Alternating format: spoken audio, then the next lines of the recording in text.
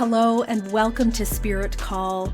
I'm your host, Jeni Rhiannon, and this is the podcast where I share my thoughts, experiences, and questions along the spiritual path as a psychic medium. My goal with this podcast is to share my story, to offer support and guidance to those that walk along the path beside me.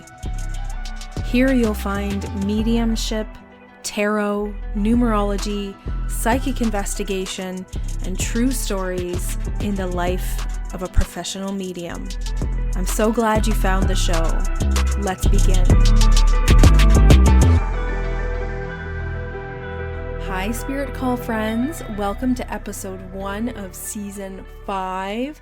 Thank you so much for being here. How is your 2025 going so far? Has the 9 energy hit you yet? Oh, I am so happy to be out of my 9 personal year and now officially in my 1 or 10 personal year, depending on who you ask. I actually keep the 10 because when you apply to the tarot, you get the Wheel of Fortune, and that means turning point energy. And after everything that 2024 brought me, I am so pumped to be in this energy. Of course, I've been taking it slow.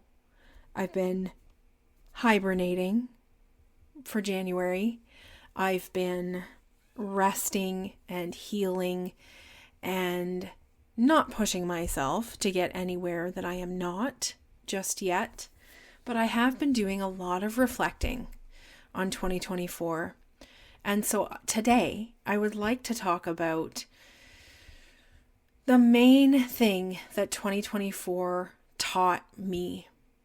And it is this: that when you are going through a very tough, challenging period in life, that when the path that you thought you were taking dissolves right in front of you, and you realize that all along that was just part of the path that is leading you further down the road to the thing that is actually meant to be for you, that Spirit will support you in all of the decisions that you make, because they know exactly where it's going to take you, even when you feel betrayed by them. And that this foggy period, this period of healing from the past and not yet knowing what the future will bring, is all about helping you to peel back the layers that you've accumulated up until this point. And there's nothing like a 9 personal year to help you to see what those things are. Because the 9 is all about wrapping it up, tying up loose ends. So I think a lot of you are going to be doing similar things this year. Of course, again, you have your own personal numerology, but for anyone having a 9 year and a 9 year, you're going to feel it. Even when you think you won't, you're going to feel it at some point in the year. And I've kind of narrowed it down to the 9 energy helps you to see the behaviors, beliefs, and limitations that you have imposed upon yourself that need to be released. And that's one of the things that I'm very thankful for about 2024, because I realized, because of the fraud and even the Netflix series that I covered in previous episodes, that I'm really strict on myself when it comes to my mediumship. And being an evidential medium is really fucking challenging. And I realized that I was so strict in the way that I did my work that I was not allowing myself to do a whole bunch of other things that I would really love to do because they felt like they didn't go together. So 2025 for me is going to be about embracing new ways of working as a psychic medium and helping others to see, perhaps, that when the path is uncertain and foggy and unclear, that it's on purpose and that it's going to help you to peel back things similar to what I've experienced. So in 2025, I have a special announcement that I am now finally embracing my path as a psychic investigator, psychic detective, forensic medium, whatever you want to call it. It's something I've wanted to do this whole time, and I needed to experience so many things last year to bring me to this point. Because when you're working on a case, you don't have the evidence and the validation right away. A fair amount of the work is just receiving the information, stating what you're getting, and letting it go, and not knowing if it actually even makes sense or when it's going to make sense. But at the end of the year, a case came my way. There was a missing man, and I worked on it. I gave the family the location, the details of where they should look. And I knew that he was alive and that he would be found. They took that information, went to his last known location, put it in a map, saw all of the things that I said they would see, and they found him. They found him. And it was so rewarding to be able to help a family to find their missing loved one. And it lit me up in a way that I haven't been lit up in a long time. 2024 almost took away the magic of mediumship for me. But I know that it's just changing. And I know that if I try to hold on to the way that I've always done it and to the way that it's always been done, that I'm not going to grow and I'm not going to get to do more things that I love with this crazy gift, if you want to call it that, ability that I have as a medium. So please let me introduce you to my project, my joint collaboration with a medium that I met who's all the way in Australia, Rhiannon Rose. We are teaming up to create a new podcast and YouTube channel called Third Eye Witness.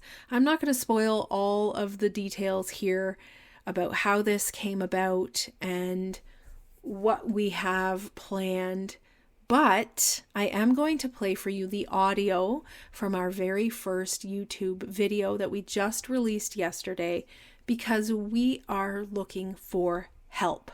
So please have a listen.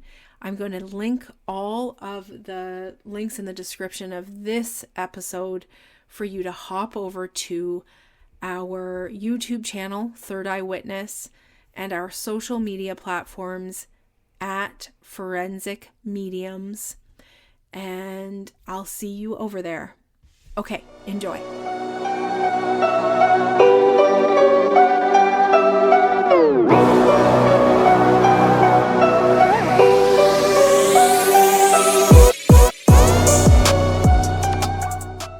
Welcome to Third Eye Witness. I'm Jeni Rhiannon. And I'm Rhiannon Rose. And we're the Forensic Mediums. In this brand new podcast, we are coming together as two mediums from opposite sides of the world to bring you forensic mediumship and psychic investigation. But we can't do it alone. We're looking for a case manager to help bring cases to us so that we're not front-loaded. And what we mean by that is we need to go into these investigations completely blind, using only a photo and only names, so that we can get genuine, authentic information from spirit to help those who have got missing persons, or also to work on cold cases and other mysteries that remain unsolved. I've been wanting to work on more cases for many years. I've been doing evidential psychic mediumship readings for 10 years now, but something that's always been in the back of my mind is helping people with missing persons cases, solving crimes, remote viewing, and psychic investigation. And I'm at a stage in my career where I really want more collaboration with other mediums to connect with somebody who has that shared interest. And Rhiannon, when I met you online and we realized that we had that shared interest, this idea just came to me to start this podcast. And I'm really excited that you said yes. I feel like that's really exciting when you see that when we come together and we give each other the information that we have been picking up on and everything that we've received, it's really fascinating to see that although we're thousands and thousands of kilometers apart and we've not been looking at this together or at the same time, but we can pick up on information that is similar, giving us hope that that validation has really got some grit to it and that it's got some evidence behind it as well. So I love that nothing is impossible. I love that we might have both different unique strengths in our skill set and that we've got different ways about doing things, but we've already seen that we can come together and have these really beautiful similarities in the work that we do. And I think one of the things that makes us a really good team together is we both are grounded in the same kind of morals and the responsibilities of what we do, how we do it, the authenticity of what we do, and the responsibility that we have as mediums to do this from a really genuine perspective and to be of service to people. It's always been sort of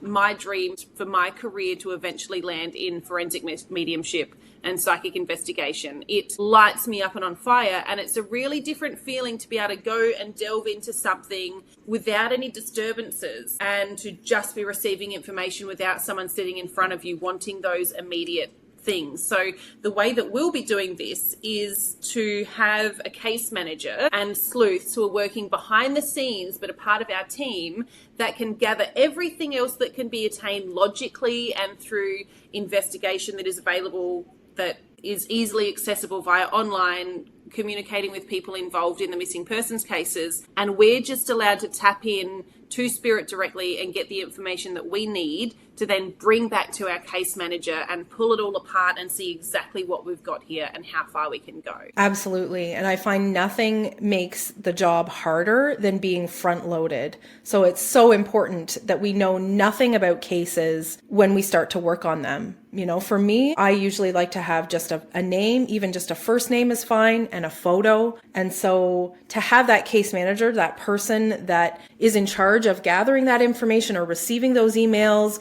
and sort of, you know, keeping us clear from seeing things before we're ready, right? Because I'm very particular about only opening the email, looking at the photo when I'm ready. And I'm sure you feel the same way. Absolutely. As a professional, we can be influenced by lots of different things, and we need to make sure that we are not influenced by absolutely anything else and that we have an absolute blank canvas when it comes to connecting into spirit. So one of the ways that the broader public and a wider audience can get involved is if you have a missing person, if you are directly connected to a cold case, you can get in touch with our case manager and communicate and collaborate directly with them and leaving us out of it so we can do our best work and so that they can do their best work and we come together at the end to see what we've got. We're really looking for someone who also has a passion for true crime, for helping people to bring closure or evidence to these cases, but somebody who is a very organized person to be the left brain to our right. We're the creative, intuitive visionaries in this, but we need that logical, practical person who can organize the details for us and reflect back to us where we're on the right right track.